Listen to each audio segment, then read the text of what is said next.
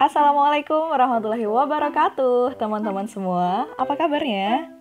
Semoga kita semua selalu sehat dan dilindungi Allah Subhanahu wa taala, dan semoga kita semua tetap tabah dengan adanya pandemi COVID-19 dan kita semua mohon ridho Allah Subhanahu wa taala.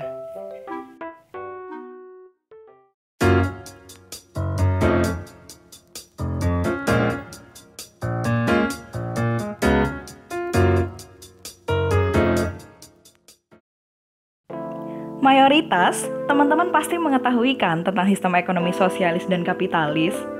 Tetapi, apakah teman-teman mengetahui tentang sistem ekonomi Islam?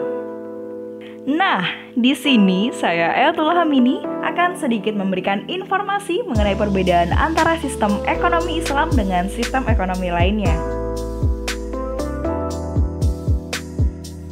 Secara umum, sistem ekonomi Islam merupakan sistem ekonomi yang sesuai dengan ajaran atau syariat-syariat agama Islam. Tujuan dari sistem ekonomi Islam sendiri berbeda loh dengan sistem ekonomi lainnya, yakni lebih mengutamakan kesejahteraan umat. Sedangkan sistem ekonomi lainnya lebih mengacu pada profit oriented. Maka dari itu teman-teman, ada beberapa perbedaan yang mencolok antara sistem ekonomi Islam dengan sistem ekonomi lainnya. Lalu, apa aja sih perbedaannya? Aha, ini dia 3 penjelasannya. Pertama, yang membedakan sistem ekonomi Islam dengan yang lainnya adalah dasar hukumnya teman-teman. Dasar hukum dari ekonomi Islam adalah Al-Quran dan Al-Hadis. Sedangkan ekonomi kapitalis mengacu pada buku Wealth of Nations karangan Adam Smith. Dan ekonomi sosialis mengacu pada buku Das Kapital yang dikarang oleh Karl Marx. Ingat ya teman-teman, dasar hukum merupakan landasan yang sangat penting. Karena dari dasar hukum inilah suatu sistem akan memiliki caranya sendiri dalam menjalankan kegiatan operasionalnya. Kemudian, perbedaan yang kedua adalah mengenai kebebasan dalam melakukan berbagai macam aktivitas ekonomi. Ekonomi Islam memberikan kebebasan terhadap mereka yang melakukan aktivitas perekonomian dengan syarat harus memperhatikan halal dan haramnya aktivitas tersebut. Sedangkan sistem ekonomi kapitalis, mereka memiliki kebebasan yang cukup luas dalam menjalankan aktivitas perekonomian tanpa melihat baik atau buruknya aktivitas tersebut. Lain halnya dengan sistem ekonomi sosialis. Dalam sistem ekonomi sosialis ini, kebebasan dalam melakukan aktivitas perekonomian sangat terbatas, yang menjadikan aktivitas perekonomian lebih banyak diatur oleh pemerintah. Selanjutnya, perbedaan yang ketiga adalah mengenai hak terhadap harta. Menurut sistem ekonomi Islam, hak seseorang terhadap harta tidak sepenuhnya ia miliki, tetapi ada bagian orang lain yang wajib untuk diberikan. Maka dari itu, dalam Islam terdapat kewajiban yang bernama zakat.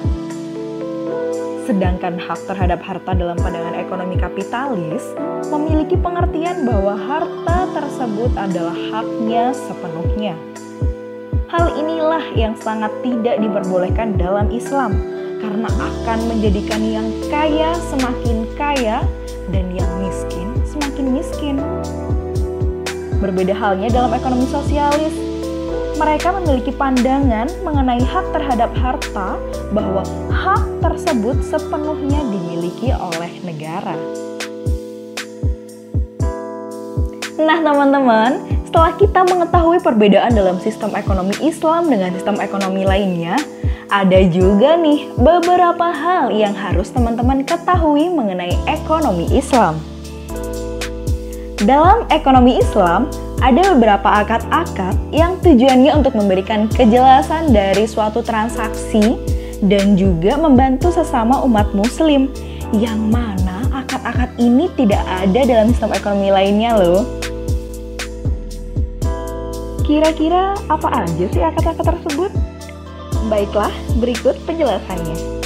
Yang pertama, kita bicarakan mengenai akad qard sebagai suatu akad pinjaman harta harta tanpa imbalan yang wajib dikembalikan sesuai jumlah pokok yang diterima pada waktu yang telah disepakati.